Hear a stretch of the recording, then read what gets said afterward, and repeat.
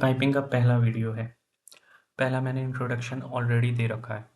उसके बाद ये पहला वीडियो है जिसमें हम लोग इंट्रोडक्शन ऑफ पाइपिंग पढ़ने वाले हैं कि पाइप क्या होती है और कौन से मटेरियल की होती है, ये सारी चीज़ें कहाँ यूज़ करते हैं, ये सारी चीज़ें हम लोग देखने वाले हैं इस वीडियो में। तो पहले पेज पे आते हैं। What is pipe? पाइप क्या है? तो पाइप एक हॉलो सिलेंड्रिकल ट्यूब है जो कि किस लिए यूज़ की जाती है? लिक्विड, गैसेस और इवन फाइन सॉलिड्स को एक जगह से दूसरी जगह पहुंचाने के लिए। जैसा कि यहाँ पे आप लोग पढ़ सकते हैं, a pipe is a long hollow tube. Long hollow tube है, यूजुअली सिलेंड्रिकल होती है और ये क्या करती है? Use to transport liquid, gases, even fine solids. Industrial और प्लम्बिंग सेटिंग्स में पाइप क्या क्या कैरी करती है? Pipe carry waters, oil, natural gases, other fluid. घरों में हम लोग नॉर्मली देखते होंगे कि पाइप पानी को कैरी करती है। ऑयल एंड गैस के प्लांट में हम लोग देखते हैं ऑयल को ले जाती है इधर से उधर, या फिर नेचुरल गैसेस को लेके जाती है। और भी बहुत सारे फ्लूइड जो कि यहाँ पे नहीं लिखे हुए हैं। They are typically made of material such as metal, plastic and concrete. तो पाइप बहुत सारे मटेरियल से मिलके बन सकती है, मेटल से, प्लास्टिक से और कॉन्क्रीट से। तो ये है कि ये पाइप क्या होती है। Sizing and measurement. तो पाइप को कैसे कंसिडर, किस बेसिस पे आप कहीं जाएंगे पाइप खरीदने, तो आप किस बेसिस पे उसकी लेंथ वाइज या उसका डाया कितना है ये कैसे मांगेंगे? तो हमें सबसे पहले ये समझना होगा। Pipe are generally sized pipe are generally sized by nominal pipe size. कैसे इसकी साइजिंग की जाती है? Nominal pipe size. शेड्यूल जो है इसकी वॉल थिकनेस को डिफाइन करता है। The nominal pipe size doesn't directly correspond to the actual outside diameter. इसका मतलब ये हुआ, ये जो लाइन है कि नॉमिनल पाइप साइज जो होती है वो डायरेक्टली पाइप की ओडी को नहीं बताती। तो जैसा कि यहाँ पे हम लोग देख सकते हैं, ये आईडी है, इंटरनल डाया, ओके, और ये बाहर वाला ओडी है, और ये जो है यही थिकनेस है, वॉल थिकनेस। वॉल थिकनेस, ये वॉल थिकनेस है, और इसी वॉल थिकनेस को पाइपिंग की लैंग्वेज में क्या बोलते हैं? शेड्यूल। ओके। दूसरी चीज़, पाइप का ओडी हमेशा क्या होता है? फिक्स्ड होता है। यहाँ पे पहले आप लोग पाइप देख लीजिए अच्छे से। ये है पाइप, हॉलो सिलेंडर है जिसमें एक ओडी होगा, आउटर डायमीटर, एक आईडी होगा, और एक वॉल थिकनेस जिसे हम क्या बोलते हैं? शेड्यूल। ओके। वो हमेशा क्या होता है? फिक्स्ड होता है। ये चीज़ हमेशा फिक्स्ड होगी। ओडी, ओडी क्या होता है? फिक्स्ड होता है। ओके। इसका इंटरनल डाया मतलब कि आईडी, ये चेंज होता रहता है। किसके चेंज होने पे? जब हम इसका शेड्यूल चेंज करते हैं। शेड्यूल के चेंज होने पे इसकी इंटरनल डाया भी चेंज होती है, पर ओडी फिक्स होता है। ठीक है। ये टेबल दी हुई है जहाँ पे nominal pipe size, nominal pipe size, जैसे आप कहीं पे भी जाएंगे, आपको अगर पाइप खरीदना है तो आपको बोलना पड़ेगा 1 इंच की पाइप दे दो, 2 इंच की पाइप दे दो, और ये जो 2 इंच आप बोलेंगे ये उसकी नॉमिनल पाइप साइज को डिनोट करता है। ओके। पर जो एक्चुअल इसका ओडी है, आउटर डायमीटर, जो कि मैंने बताया कि ये फिक्स रहता है, वो हो जाएगा 60.3 अगर में कन्वर्ट करेंगे इस इंच को। तो 1 इंच में कितना होता है? 25.4 ये 1 इंच में होता है। ओके। तो यहाँ आप लोग देखेंगे कि यहाँ पे कोई स्टैंडर्ड नहीं है। जैसे 1 इंच में होना कितना चाहिए? 25.4, पर यहाँ पे कितना दिया रहा है? ओडी। इसका मतलब क्या हुआ? एनपीएस और ओडी दोनों ही डिफरेंट होते हैं। ये नॉमिनल पाइप साइज जो ये दिया हुआ है, नॉमिनल पाइप साइज, उसको ही नॉमिनल पाइप साइज को में बदल के नॉमिनल बोर के नाम से यहाँ पे दिया हुआ है कि अगर में बदलेंगे तो ये कितना होगा। पर जो एक्चुअल ओडी है वो कितना होगा, वो यहाँ पे दिया हुआ है। तो ये टेबल में हमको 12 इंच तक याद रखना पड़ेगा, 12 इंच तक। ये 12 इंच तक हमें याद करना होगा, क्योंकि ये कोई स्टैंडर्ड के हिसाब से है ही नहीं। यह सब कुछ अनस्टैंडर्ड चलता है। पर 12 इंच के बाद जैसे 14 इंच से अगर आप देखेंगे तो वहाँ पे 14 इंच अगर है तो ये कितना हो जाता है, जैसे हमें पता है 1 इंच में कितना होता है 25.4, इसी को इंटू कर देंगे 14 से तो हमारा जो निकल के आएगा वही actual OD of the pipe होगा। पर बिफोर 14 इंच, 14 इंच से पहले 12 इंच तक ये कोई इसका पैटर्न नहीं है, ये अपने हिसाब से एक ओडी है जो कि हमको याद करना पड़ेगा। इसको भी याद करने का मैं एक इजी मेथड बताऊंगा, वो आगे की वीडियोस में हम लोग देखेंगे। पर अभी फ़िलहाल आप लोग इतना समझिए क्योंकि ये पूरा लेक्चर ही पाइप पे ही है, सिर्फ pipe. Okay. Piping material, piping material मतलब कि पाइप के कौन कौन से मटेरियल होते हैं। तो पाइपिंग पहले तो दो क्लास में, इसके मटेरियल दो क्लास में क्लासिफाइड है। एक है मेटल, मतलब मेटेलिक मटेरियल्स, मटेरियल से पाइप बनी होती है। दूसरा है नॉन मेटल, जिसमें नॉन मेटेलिक मटेरियल से पाइप बनी होगी। Okay, non metallic materials. अब जैसे यहाँ पे है पाइपिंग को, piping can be made from a wide range of material, मतलब पाइप किसी भी मटेरियल से बनाई जा सकती है। पर उस पाइप का सिलेक्शन हम किस बेसिस पे करते हैं? The selection depend on the factor such that fluid being transported. तो सबसे पहले तो इस चीज़ पे डिपेंड करता है कि हम हमें मटेरियल, हमारा पर्पस क्या है अभी, हमें मटेरियल चूज़ करना है कि किस पाइप का हमारी पाइप का मटेरियल क्या होगा। तो सबसे पहले हम लोग क्या देखेंगे, वो किस चीज़ पे डिपेंड करता है कि उसका मटेरियल क्या होगा। सबसे पहले हमें ये देखना होगा कि उसमें कौन सा फ्लूइड ट्रांसपोर्ट हो रहा है। उसके बाद उस फ्लूइड की ऑपरेटिंग प्रेशर, ऑपरेटिंग टेम्परेचर क्या है। उसके बाद आएगा उस मटेरियल की कॉस्ट क्या है। उसके बाद एक फैक्टर आएगा कि जिस जगह हम ये पाइप लगाने वाले हैं, जिस जगह ये पाइप इंस्टॉल करने वाले हैं, क्या वो उस इन्वायरमेंट को के लिए सूटेबल है या नहीं, या उस इन्वायरमेंट को बियर कर पाएगी कि नहीं। तो ये सारे फैक्टर्स हैं, ठीक है। तो सबसे पहले हम लोग मेटल के अगर देखें, मेटेलिक मटेरियल से जो भी पाइप्स बनती हैं, सबसे पहले होती है कार्बन स्टील। कार्बन स्टील से कौन सी पाइप बनती है पहले ये देख लेते हैं। इंडस्ट्रियल प्रोसेस पाइपिंग और वाटर पाइपलाइंस, ये कॉमनली कार्बन स्टील की ही बनती हैं। क्यों बनती हैं उसका रीज़न यहाँ पे लिखा हुआ है, अगर आप लोग ये देखेंगे तो offer high strength and cost effectiveness but may need protective coatings for corrosion resistance. मतलब कि ये कार्बन स्टील की जो पाइप होती है, जो कार्बन स्टील के मटेरियल से बनी होती है, वो क्या करती है, हाइयर स्ट्रेंथ देती है और कॉस्ट में भी सस्ती होती है अदर मटेरियल्स। पर इसमें क्या होता है कि करोजन हो जाता है विद टाइम, तो उसको क्या करना पड़ता है, हमें एक प्रोटेक्टिव कोटिंग करनी पड़ती है, जो कि करोजन रेजिस्टेंस मटेरियल की कोटिंग करनी पड़ती है, ताकि हमारी पाइप में करोजन ना आए। करोजन आने की वजह से पाइप की जो लाइफ है वो कम हो जाती है। दूसरा है स्टेनलेस स्टील। इसमें क्या होता है कि करोजन अलग होता नहीं है, ये करोजन रेजिस्टेंस मटेरियल बना देते हैं स्टेनलेस स्टील, और हाई टेम्परेचर हाई प्रेशर की लाइन में इस मटेरियल की पाइप्स को यूज़ किया जाता है। सैनिटरी एप्लीकेशंस, मतलब जहाँ पे भी हमें फूड इंडस्ट्री हो गई, जहाँ पे क्लीनलीनेस का काफ़ी ध्यान रखना होता है, तो वहाँ पे हम लोग करोजिव पाइप नहीं यूज़ कर सकते ना, तो हमें वहाँ पे किसका यूज़ करना पड़ेगा, स्टेनलेस स्टील का। फिर है कॉपर एंड एल्यूमिनियम। ये कॉपर एंड एल्यूमिनियम मटेरियल की पाइपें जो होती हैं प्लम्बिंग में, घरों में जो प्लम्बिंग होती है या फिर HVAC एप्लीकेशन में यूज़ की जाती हैं, heating ventilation and air conditioning application में यूज़ की जाती है for their excellent thermal conductivity and workability, क्योंकि इनकी थर्मल कंडक्टिविटी बहुत अच्छी होती है और ये काफ़ी टाइम तक इस थर्मल कंडक्टिविटी को बेयर कर पाती है। तीसरा है, चौथा हमारे पास आ जाता है ductile iron and cast iron.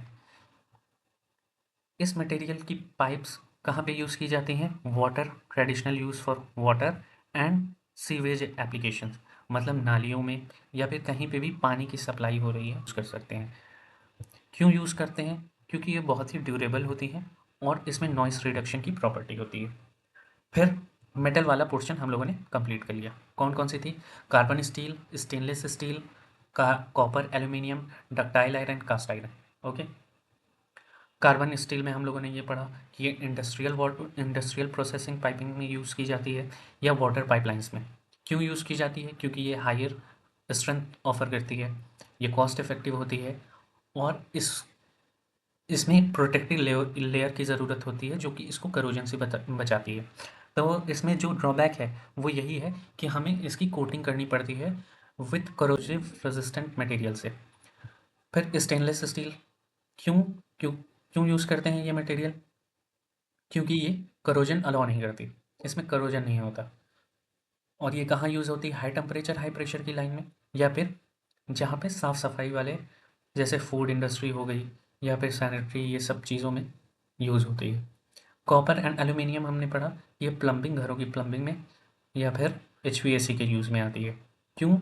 क्योंकि ये थर्मल कंडक्टिविटी को अच्छे से बेयर कर पाती है और इसे हम लोग यूज़ कर सकते हैं प्लम्बिंग और एचवीएसी में। Ductile iron, cast iron, water and sewer की एप्लीकेशन में यूज़ होती है। क्यों यूज़ होती हैं? क्योंकि ये बहुत ही ड्यूरेबल है और नॉइस रिडक्शन की प्रॉपर्टीज़ होती है इसमें। नॉन मेटल में आ जाते हैं। नॉन मेटल मतलब प्लास्टिक या फिर कंपोजिट से बनी हुई, मतलब कई सारी चीज़ें मिला के। तो इसमें पीवीसी मटेरियल का नाम है जो कि होता है पॉलीविनाइल क्लोराइड, और सीपीवीसी। ये दोनों वाइडली यूज़ किस लिए की जाती हैं? कोल्ड और hot and cold portable water की सप्लाई में। पीवीसी जो होती है वो कोल्ड वाटर, मतलब जो नॉर्मल घर में हम लोग यूज़ करते हैं, अगर प्लास्टिक की पाइपिंग हुई है तो पीवीसी मटेरियल की ही होती है। और ये सीपीवीसी होता है क्लोरीनेटेड पीवीसी। ओके। पीवीसी का फुल फॉर्म पता ही है, पॉलीविनाइल क्लोराइड, और ये क्लोरीनेटेड होता है बस। तो ये क्या होता है, जहाँ पे आप लोग का गीज़र वीज़र लगा रहता है, गीज़रों की पाइपिंग में ये सीपीवीसी यूज़ करते हैं। तो portable water, drainage, drain waste vent की भी लाइन में इसका यूज़ करते हैं, इरिगेशन में भी। पीईएक्स, ये क्या होता है? Cross link polythene ethylene. ये पॉपुलर किस लिए है? रेसिडेंशियल वाटर सप्लाई होती है। क्यों होती है? क्यों यूज़ होती है? Due to its flexibility and ease of installation. इसको इंस्टॉल करना बहुत ईजी है और ये फ्लेक्सिबल होती है। Okay. ABS, PP and PE, ये क्या होते हैं? ड्रेनेज या फिर chemical processing low pressure application में यूज़ होती हैं। और कहाँ यूज़ होती हैं? ड्रेनेज की पाइपिंग में या फिर केमिकल प्रोसेसिंग की पाइपिंग में। कॉम्पोजिट मटेरियल्स, इनके पास कंबाइंड प्रॉपर्टी होती है, में combined property of different materials, कई सारे मटेरियल से मिलकर बनी होती है, तो इसके पास कंबाइंड प्रॉपर्टी होती है। ये क्या होती है? कोरोजन रेजिस्टेंस होती है। इस होती है, इसमें कोरोजन नहीं होता और इसका बहुत हल्का वेट होता है, तो कैरी करना काफ़ी ईजी होता है। तो यही थे पाइपिंग मटेरियल्स। मेटल हो गया और हमारे पास नॉन मेटल हो गए। मेटल में आ जाता है carbon steel, stainless steel, copper and aluminium, ductile iron, cast iron. और फिर नॉन मेटल में क्या आ गए? PVC, CPVC, PEX, ABS, PP, PE and composite materials. उसके बाद है हमारे पास पाइपिंग टाइप्स। देखिए, पाइप कई तरह की होती हैं, ठीक है, उनको क्लासिफाइड किया गया है मैन्युफैक्चरिंग प्रोसेस के बेसिस पे, उनकी एप्लीकेशन मतलब कहाँ यूज़ हो रही हैं, और फिर उनके इंस्टॉलेशन के मेथड पे। तीन तरह से क्लासिफाइड हुई हैं। कैसे? मैन्युफैक्चरिंग के प्रोसेस पे, एप्लीकेशन मतलब कहाँ यूज़ हो रही हैं, और उसके बाद इंस्टॉलेशन, उनको इंस्टॉल करने का तरीका क्या है। तो बेस्ड ऑन मैन्युफैक्चरिंग अगर देखें तो दो तरह की होती हैं, सीमलेस एंड वेल्डेड। सीमलेस में क्या होता है? Seamless pipe are made up of solid billet. Solid billet क्या होते हैं? एक रॉड टाइप पाइप होती है। ओके। अब यही रॉड टाइप, मतलब ये हॉलो नहीं होती, ये पूरी सॉलिड होती है। अब इसको एक्सट्रूजन प्रोसेस से हम लोग किस में कन्वर्ट करते हैं? पाइप में। पर ये जो पाइप बनती है इसमें कहीं पे भी वेल्डिंग नहीं होती। देखिए लिखा होगा, seamless pipe are made from a solid billet, have no welded seam. Okay. जो कि इसको यूनिफॉर्म स्ट्रेंथ प्रोवाइड करती हैं। और यूनिफॉर्म स्ट्रेंथ प्रोवाइड करने की वजह से ये क्या होता है, हाई प्रेशर हाई टेम्परेचर वाली लाइंस में जो भी सर्विस कैरी करती हैं हाई टेम्परेचर और प्रेशर, उसमें हम लोग सीमलेस पाइप को ही कंसिडर करते हैं। वेल्डेड पाइप्स, और वेल्डेड पाइप्स क्या होती हैं, ये मैन्युफैक्चरिंग किससे होती हैं, रोलिंग प्रोसेस से। और इसमें क्या होता है कि एक प्लेट होती है, एक प्लेट होती है, उस प्लेट को रोटेट करके रोल करके यहाँ पे वेल्डिंग मार के ज्वाइन कर देते हैं। तो ये हमारी हो गई welded. Typically have tighter dimension tolerance, और ये बहुत ही लेस एक्सपेंसिव होती हैं एज़ कम्पेयर टू अगर आप सीमलेस देखेंगे। बेस्ड ऑन एप्लीकेशन, अब एप्लीकेशन के बेसिस पे देखेंगे कि कहाँ कहाँ यूज़ होती हैं। इंडस्ट्रियल प्रोसेस पाइपिंग, मतलब जो इंडस्ट्रीज़ में chemical plant, refineries, power generation system, ये सब जगह जो भी यूज़ होती हैं जहाँ पे हाई टेम्परेचर हाई प्रेशर वाली लाइनें होती हैं और जो करोजिव और एब्रेसिव फ्लूइड कैरी करती हैं, तो वहाँ उस पाइपों को हम लोग क्या कहते हैं, industrial process piping. Industrial process piping का सीधा मतलब हो गया जो केमिकल प्लांट, रिफाइनरी या पावर जनरेशन यूनिट्स में यूज़ की जाती हैं, वो उसी को हम लोग क्या बोलते हैं, इंडस्ट्रियल प्रोसेस पाइपिंग। अब क्या होता है, जो भी ये प्लांट्स, रिफाइनरीज वगैरह होती हैं, यहाँ पे जो प्रोसेस की लाइनें होती हैं, इंडस्ट्रियल प्रोसेस पाइपिंग्स, उसमें हाई टेम्परेचर और हाई प्रेशर के लाइंस होती हैं। इसलिए हम लोग मतलब इसको इंडस्ट्रियल प्रोसेस पाइपिंग में ही कंसीडर करते हैं। वो कई बार ऐसे एक्सप्लोजिव मटेरियल्स कैरी करते हैं जो कि नॉर्मल पाइप्स नहीं बियर कर सकते। दूसरा हो गया plumbing and fire protection pipes. जो प्लम्बिंग, जैसे घरों में जो प्लम्बिंग होती है या फिर कोई बिल्डिंग टावर्स वगैरह में, और फायर प्रोटेक्शन की जो लाइन होती है, वो एक ये दूसरी कैटेगरी है। पहली हो गई इंडस्ट्रियल प्रोसेस पाइपिंग, दूसरी हो गई plumbing and fire protection piping. ये क्या करती हैं, पोर्टेबल वाटर कैरी करते हैं, वेस्टेज रिमूवल के लिए यूज़ होती हैं। इस फायर स्प्रिंकलर्स सिस्टम में भी जो यूज़ होती हैं उन्हें हम लोग क्या कहते हैं, plumbing and fire protection pipe. HVAC pipe, जो कि वेंटिलेशन, हीटिंग, एयर कंडीशनिंग में यूज़ होती हैं, उन्हें हम क्या कहते हैं, एचवीएसी पाइप। क्यों इन्हें यूज़ करते हैं, मतलब ये हाईली थर्मल कंडक्टिव होती हैं और फ्लेक्सिबल होती हैं। जैसा कि अभी हम लोगों ने पीछे पढ़ा था कि एचवीएसी में जो भी, यहाँ पे अगर आप लोग देखेंगे, कॉपर एल्यूमिनियम का जो मटेरियल की पाइप थी, वो प्लम्बिंग और एचवीएसी में यूज़ हो रही थी। क्यों, क्योंकि इनकी थर्मल कंडक्टिविटी ज़्यादा होती है, इसी वजह से। Okay. Oil and gas pipelines, जो लार्ज स्केल सिस्टम्स होते हैं, जो पेट्रोल या नेचुरल गैसेस को ट्रांसपोर्ट करते हैं लॉन्ग, बहुत लंबी लंबी डिस्टेंस पे, तो उनको हम लोग क्या कहते हैं, ऑयल एंड गैस पाइपलाइंस। जैसे आजकल लोगों के घर में गैस पाइपलाइंस का कनेक्शन आने लगा है, तो ये सब क्या होती हैं, बहुत ही लंबी लंबी पाइपलाइंस होती हैं, और ये ऑयल या गैसेस को ट्रांसपोर्ट करती हैं, एक जगह से ट्रांसपोर्ट और डिस्ट्रीब्यूट करती हैं। Based on installation and flexibility, अब इंस्टॉलेशन के बेसिस पे हम लोग इसको क्लासीफाई करते हैं। तो पहला है rigid piping system. Rigid piping system क्या होता है कि इसमें परमानेंट जॉइंट्स होते हैं, यूजुअली इन्वॉल्व परमानेंट जॉइंट, जैसे कि welded, flanged and threaded, and are use in flexible installation, fixed installation, sorry, fixed installation. और जो फ्लेक्सिबल पाइपिंग सिस्टम है, वो क्या क्या होता है, उसके अंदर क्या क्या इंक्लूड होता है, होसेस होते हैं। होसेस क्या होते हैं, फ्लेक्सिबल होते हैं।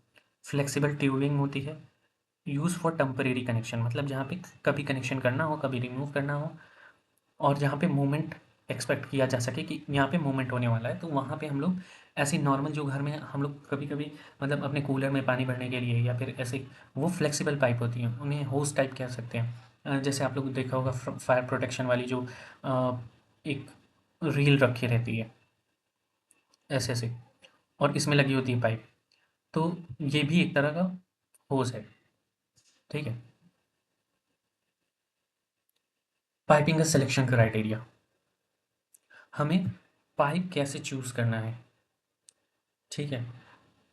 जैसे मान लीजिए हमें कौन सी जगह पे कौन सी पाइप लगानी है ये चूज़ करना है, तो हम कैसे करेंगे, ये उसका तरीका है। तो सबसे पहले हम लोग को क्या देखना पड़ेगा, choosing the right piping system involve evaluating a variety of factor to ensure performance, safety and cost effectiveness. देखिए, अगर हम लोग सही पाइप को सेलेक्ट करते हैं तो उससे क्या होगा, पहले तो परफॉर्मेंस अच्छी रहेगी, इंश्योर द परफॉर्मेंस। सेफ्टी भी रहेगी, मतलब कि वो उस फ्लूइड सर्विस के लिए कैपेबल है कि उसको कैरी कर सके with a long period of time. और हमें ये भी सबसे पहले ये भी देखना पड़ेगा कि वो कॉस्ट इफेक्टिव है या नहीं। मतलब ऐसा भी मटेरियल नहीं यूज़ कर सकते कि वो बहुत ही ज़्यादा महंगा हो, इतना महंगा नहीं यूज़ कर सकते। तो हमें कॉस्ट इफेक्टिवनेस देखनी होगी, उसकी परफॉर्मेंस कैसी है, या फिर वो सेफ़ है कि नहीं उस पर्टिकुलर इन्वायरमेंटल कंडीशन के लिए, उस फ्लूइड के लिए। तो ये सारी चीज़ें हम लोग को देखनी पड़ेंगी। सबसे पहले हम लोग क्या देख सकते हैं कि जो फ्लूइड है उसका ऑपरेटिंग कंडीशन क्या है, उस फ्लूइड की ऑपरेटिंग कंडीशन क्या है, सबसे पहले तो हमको ये देखना होगा। तो ऑपरेटिंग कंडीशन में किसी भी फ्लूइड का सबसे पहले क्या देखते हैं, प्रेशर और टेम्परेचर। कितना प्रेशर है, टेम्परेचर क्या है उस फ्लूइड का, उसी हिसाब से हम लोग उसकी थिकनेस या फिर उसकी सपोर्टिंग का ध्यान देते हैं। जैसे यहाँ पे लिखा है, the materials and the wall thickness must support the system maximum pressure temperature. मतलब कि जो मटेरियल होना चाहिए उसकी थिकनेस इतनी होनी चाहिए कि वो मैक्सिमम प्रेशर और टेम्परेचर को झेल सके।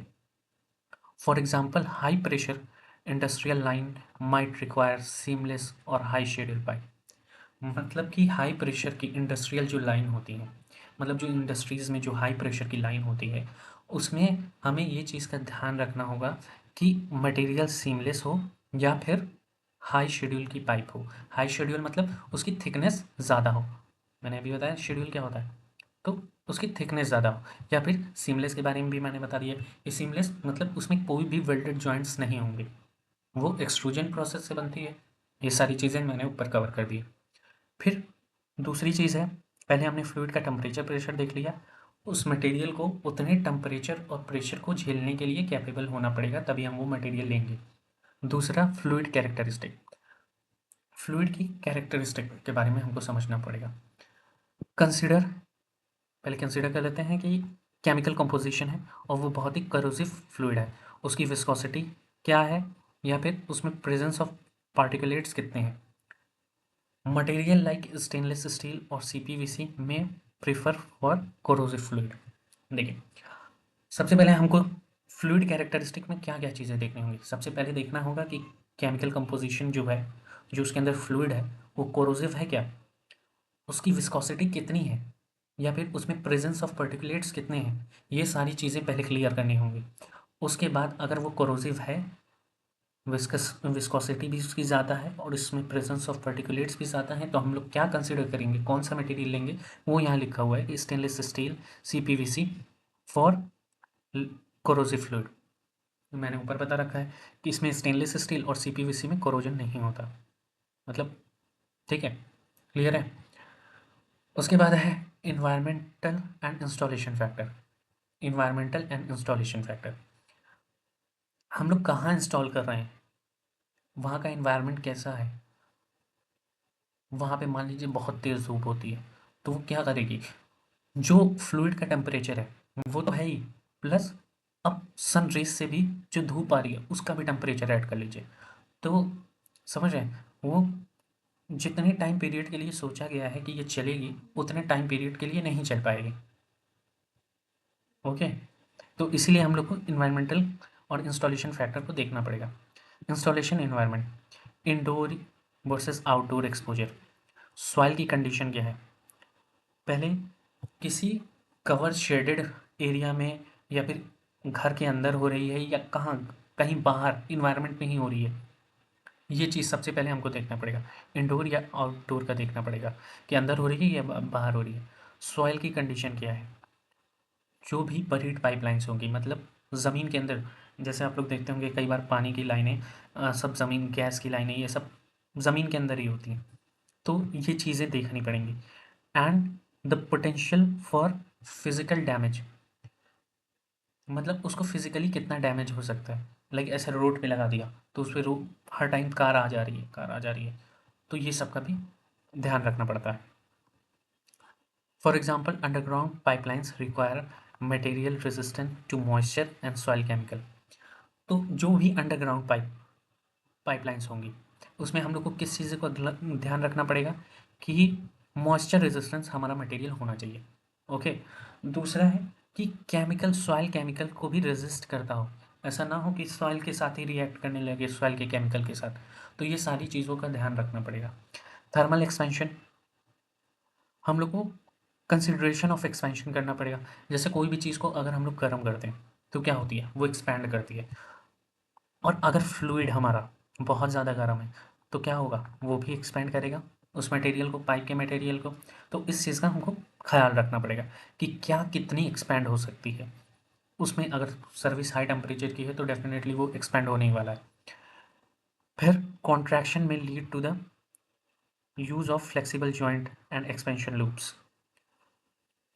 देखिए, अगर कोई भी लाइन है, पाइपलाइन, मान लीजिए ये लाइन है। अब क्या है, इसमें फ्लूइड जो है बहुत गर्म जा रहा है। एक मिनट। अगर इसमें फ्लूइड बहुत गर्म जा रहा है तो ये क्या करेगी, अपनी एक्चुअल साइज से एक्सपैंड हो जाएगी। ओके। और मान लीजिए एक पाइप है, इसमें बहुत ठंडा फ्लूइड जा रहा है तो क्या होगा, वो कॉन्ट्रैक्ट कर जाएगी, श्रिंक कर जाएगी अपनी एक्चुअल साइज की। फिर तो सबसे पहले तो इस चीज़ का हमको ध्यान रखना पड़ेगा और उसमें हमको फ्लेक्सिबल जॉइंट्स या फिर एक्सपेंशन लूप्स देने पड़ेंगे। ठीक है। रेगुलेटरी एंड कोड रिक्वायरमेंट, जैसे हमारी पाइपिंग में oil and gas and chemical plant की पाइपिंग के लिए एक पर्टिकुलर स्टैंडर्ड है, ASME 31.3 for 31.3 for process piping है। प्रोसेस पाइपिंग मतलब कि जो ऑयल एंड गैस या फिर केमिकल प्लांट्स में यूज़ की जा रही हैं, उन्हें वो सारी इस स्टैंडर्ड के अंदर होती हैं। तो हमारी जो लाइन होनी चाहिए वो हमेशा कोड एंड स्टैंडर्ड्स के अंदर होनी चाहिए। Local building codes, safety standard and industry regulation, हर चीज़ का एक स्टैंडर्ड और रेगुलेशन होते हैं, उसके अंदर हमारी पाइप को सस्टेन करना चाहिए। ओके। ऐसा नहीं है कि वो स्टैंडर्ड के अंदर वैसा है ही नहीं और आप वही पाइपिंग मटेरियल सेलेक्ट कर लेते हैं या पाइप सेलेक्ट कर लेते हैं। ओके। इकोनॉमिक कंडीशन मतलब उसकी कॉस्ट मिनिमम से मिनिमम होनी चाहिए। Initial cost and life cycle, budget constraint होनी चाहिए। इंस्टॉलेशन कॉस्ट भी उसका कम होना चाहिए, मेंटेनेंस भी उसका कम होना चाहिए और एक्सपेक्टेड सर्विस लाइफ होनी चाहिए। क्या होना चाहिए इकोनॉमिक कंडीशंस में, क्या क्या आते हैं, पहले तो वो बजट के अंदर होने चाहिए, उनका इंस्टॉलेशन भी आसान होना चाहिए, उनका मेंटेनेंस भी इजी होना चाहिए और उनकी एक्सपेक्टेड लाइफ को कवर कर पाए। ऐसा ना हो कि जो एक्सपेक्ट किया गया है उस लाइफ साइकिल को भी उसने पूरा नहीं किया। Availability and ease of installation, some materials or types may be more readily available and installation technique जैसे कि welding, solvent joint can affect labour cost. अब क्या हुआ, हमें ये भी देखना पड़ेगा कि कौन सी चीज़ की, कौन से मटेरियल की या कौन से टाइप की पाइप जो है रेडिली अवेलेबल है, मतलब ज़्यादातर जो यूज़ होती है वही हम लोग देख सकते हैं कि वो पहले ही से बनी हुई बिकती होगी। उनका इंस्टॉलेशन टेक्निक भी, जैसे वेल्डिंग हो गया या फिर सॉल्वेंट जॉइंट हो गया, तो ये सब क्या करते हैं, लेबर कॉस्ट को बढ़ाते हैं।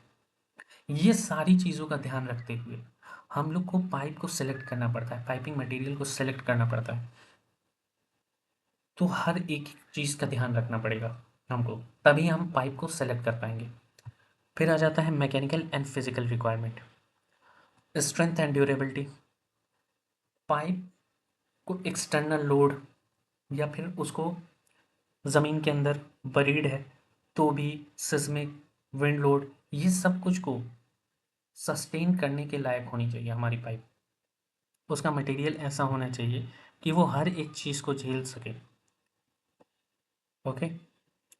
जॉइंट मेथड, जॉइंट के मेथड के बारे में मैं यहाँ पे ब्रीफ कर देता हूँ, अभी बहुत कुछ है इस पूरे कोर्स में। तो ये सिर्फ पाइपिंग के सिलेक्शन का तरीका है। इसमें मैं बता देता हूँ कि जॉइनिंग मेथड कौन कौन से हो सकते हैं। थ्रेडेड जॉइंट मतलब, अच्छा नेक्स्ट पेज में बताता हूँ, पढ़ लेते हैं। सिलेक्शन ऑफ फिटिंग कौन कौन से हो सकती हैं, threaded, फ्लिंज, compression etcetera, should match the material and the installation environment.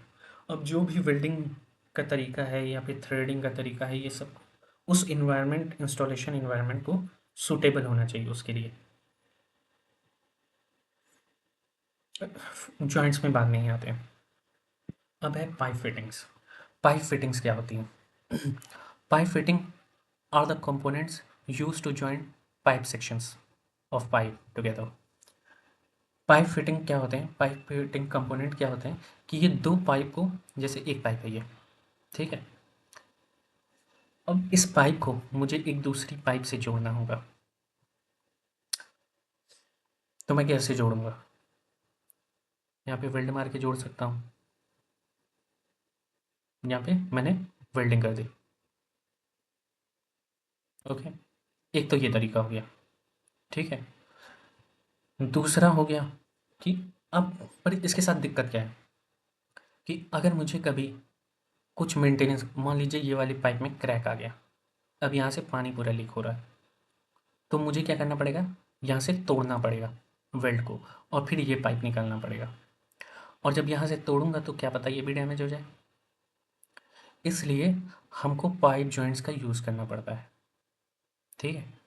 वो पाइप को एक दूसरे पाइप से जोड़ने में काम आते हैं, जैसे कि change in the direction of the flow. अगर एक पाइप ऐसे चल रही है, एक पाइप है ऐसे चल रही है, अब मुझे इसको मोड़ना है, तो मैं क्या करूँगा, एक एल्बो लगाऊंगा,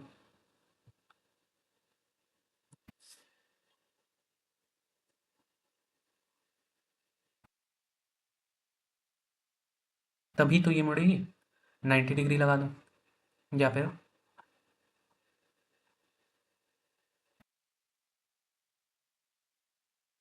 45 डिग्री लगा दूँ। ओके, तो मतलब अगर मुझे डायरेक्शन मोड़ना है तो मुझे क्या चाहिए, एल्बो चाहिए, एल्बो डायरेक्शन मोड़ने के लिए। Reduce and increase the pipe diameter.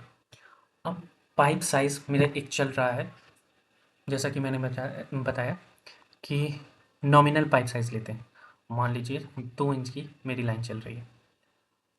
अब क्या हुआ, मुझे आगे 1 इंच की लाइन करनी है, तो मुझे किस चीज़ की ज़रूरत पड़ेगी, रिड्यूसर। ये हो गया अपना रिड्यूसर। ओके, और ये क्या थी हमारी एल्बो। अब यहाँ 1 इंच की हो गई, और ये रिड्यूसर कितने का हो गया, 2:21 का, ये रिड्यूसर हो गया। और close of a piping system, अगर किसी भी पाइप को क्लोज करना है, इसके कई सारे तरीके हैं, अभी फ़िलहाल मैं फिटिंग्स पे ही रहता हूँ। ये पाइप है, इसको क्लोज करना है तो मैं एक कैप लगा दूंगा। ये कैप क्या होता है, इसी में वेल्ड हो जाता है और ये क्लोज होता है नीचे से, तो ये क्या हो गया, कैप, ठीक है। दे ensure that the pipe form a secure leak proof network for transporting fluid और गैसेस। तो ये क्या करते हैं, ये इंश्योर करते हैं कि पाइप जो है सिक्योर्ड है, लीक प्रूफ है, किस लिए, फ्लूइड को एक जगह से दूसरी जगह ट्रांसपोर्ट करने के लिए, ताकि उससे कोई भी लॉसेस ना हो। ये 100% जो इनपुट गया है वही उधर आउटपुट पे मिल जाए, ये इंश्योर करने के लिए डिफरेंट डायरेक्शन में, डिफरेंट साइजेस में। ओके, तो here are some common type, जो कॉमन टाइप ऑफ फिटिंग्स हैं वो है एल्बो। एल्बो क्या करती है, change in the direction of the pipe, 90 degree 45 degree आती हैं। Tees connect 3 pipes allowing fluids to branch off in 2 direction. Tees किस काम आते हैं, मान लीजिए आपकी ये पाइप चल रही है, अब इसमें क्या हो गया, हमें एक और पाइप कनेक्ट करनी है, तो हम क्या करेंगे, ये पाइप मुझे कनेक्ट करनी थी, तो मैं एक टी लूँगा, टी टी टी टी जो होता है टी शेप का होता है। ओके, और वो ऐसे यहाँ पे कनेक्ट करके, मतलब पाइप को यहाँ से ऐसे होगा, ये पाइप है, इसमें लगा हमारा टी, और ये आगे कंटिन्यू हो गया, और जो हमारी पाइप कनेक्ट करनी थी वो पाइप हमने कनेक्ट कर दी। ओके, तो ये क्या हो गया हमारा टी। मतलब अगर एक से ज़्यादा पाइप कनेक्ट करनी है आपस में तो हमको क्या यूज़ करना पड़ेगा, टी यूज़ करना पड़ेगा। कनेक्ट थ्री पाइप्स, मतलब ये थ्री पाइप नहीं है, या फिर यही समझ लीजिए कि अगर वेल्डिंग करना है होगा तो तीन ही पाइप कनेक्ट होंगे। पहला ये हो जाएगा, दूसरा इधर वाली पाइप, और एक जो ऊपर जो ब्रांच निकली है वो। Okay, allowing fluid to branch off in two direction, मतलब एक तो इस डायरेक्शन में गए और एक इस डायरेक्शन में गए। ठीक है, रिड्यूसर एंड एक्सपेंडर, साइज़ बड़ी या छोटी करनी है, छोटी करनी है तो हम लोग रिड्यूसर लगाएंगे, और बड़ी करनी है तो क्या लगाएंगे, expander. Okay, transition between pipe of different dia, मतलब दो पाइप के डाया में अगर ट्रांजिशन हो रहा है, मतलब 2 इंच से 1 इंच हो रही है, तो हमें क्या करना पड़ेगा, रिड्यूसर या फिर एक्सपेंडर का यूज़ करना पड़ेगा। कपलिंग एंड यूनियंस, ये दो पाइप को कनेक्ट करने के काम आता है, और इसका बेसिकली मेन यूज़ है easily डिसअसेंबलिंग the pipe, to pipes. Cap and plugs, ये क्या होते हैं, क्लोज करते हैं पाइप एंड को। जैसे मैंने कैप बताया, ये कैप बताया, वैसे ही एक प्लग होता है, ये पाइप आएगी और इसमें प्लग लग जाएगा। ये सब चीज़ में डिफरेंस मैं सब बताता रहूँगा। कैप क्या होता है, मोस्टली वेल्डेड होता है, थ्रेडेड भी होता है, और ये भी वेल्डेड थ्रेडेड।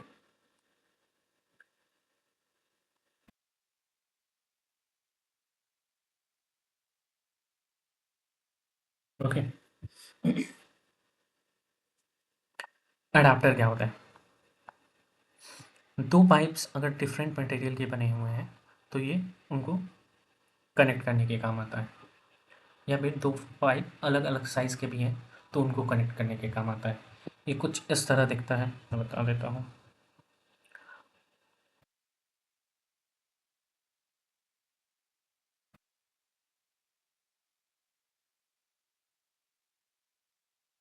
तो इधर छोटी पाइप कनेक्ट हो जाएगी और इधर बड़ी पाइप। ओके, ये क्या है, अडेप्टर।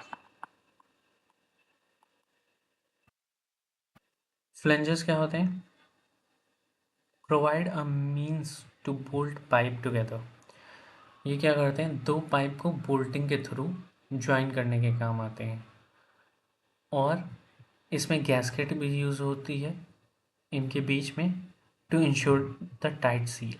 किस लिए, टाइट सील, मैं समझाता हूँ अच्छे से।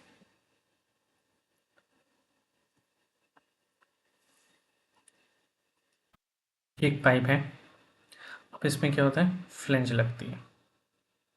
ओके, फिर क्या उसने बोला कि गैस्केट लगेगी, उसके बाद दूसरी फ्लेंज लगेगी,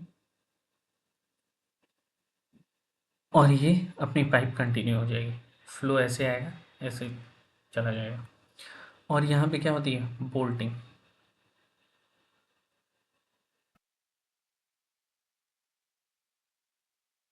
ये हो गई बोल्टिंग, और ये बीच में क्या है, गैस्केट, फ्लैंज। ठीक है, तो वही दिया हुआ है, फ्लेंज क्या करती है, बोल्टिंग की हेल्प से दो पाइप को ज्वाइन करने के काम आती है, और उसमें गैस्केट यूज की जाती हैं किस लिए, इंश्योर करने के लिए कि टाइट सील रहे। Okay, fittings are manufactured from a variety of material, बहुत सारे मटेरियल से ये फिटिंग्स बनती हैं, जैसे कि copper, PVC, steel and other chosen based on the application of pressure and temperature and chemical compatibility needs.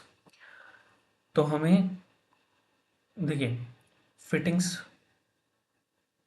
जो है बहुत तरीके से मैन्युफैक्चर्ड होती हैं। कुछ यहाँ एग्जांपल दिया हुआ है, कुछ बोला हुआ है कि प्रेशर और टेम्परेचर और केमिकल कंपैटिबिलिटी की नीड को देखते हुए हम उस मटेरियल की फ्लेंज को या फिटिंग्स को मैन्युफैक्चर करते हैं।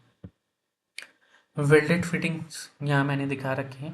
ये देखिए बिवेल एंड होता है, ये सारे बिवेल एंड है और इसी में अपनी पाइप आएगी और ऐसे जाके वेल्ड हो जाएगी।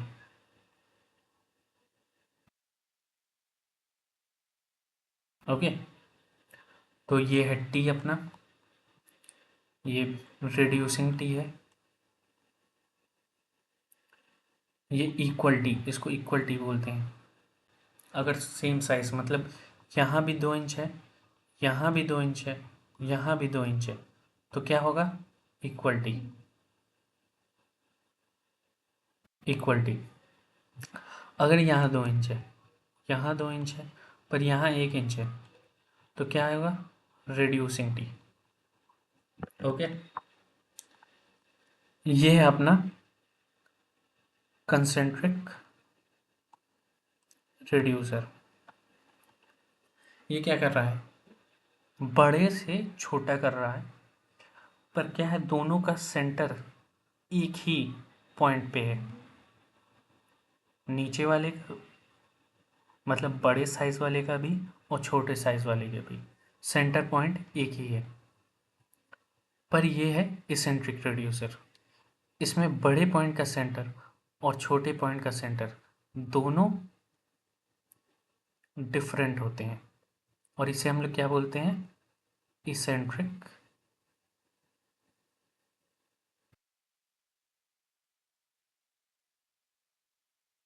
रिड्यूसर। ये है अपना कैप, ये 90 डिग्री एल्बो, ये है 45 डिग्री एल्बो,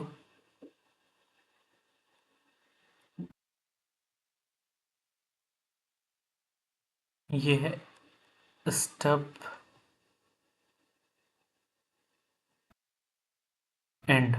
इसके बारे में मैं आपको बताऊंगा पर बाद में, ठीक है। अब ये है थ्रेडेड फिटिंग्स। इसमें देखिए अंदर थ्रेडिंग हुई है, मतलब कि पाइप भी आएगी, मेल थ्रेडेड आएगी और वो इसके अंदर मतलब टाइट कर दी जाएगी। और ये हो गया अपना अडेप्टर, जैसे मैंने बताया था कि बड़े डाया की पाइप आई, इसमें थ्रेडेड हुई और उधर से छोटे डाया की पाइप को हमने थ्रेड कर दिया। ये है nipple, close nipple, female coupling. Coupling क्या होता है?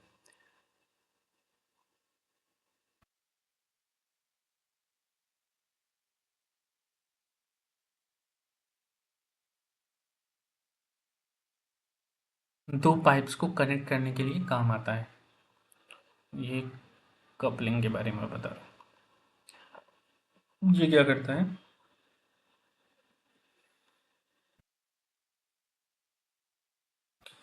ये है अपना पूरा कपलिंग, ठीक है। ये दो पाइप को कनेक्ट करने के काम आता है। ओके, और इससे डिसमेंटलिंग भी इजी हो जाती है, डिसअसेंबली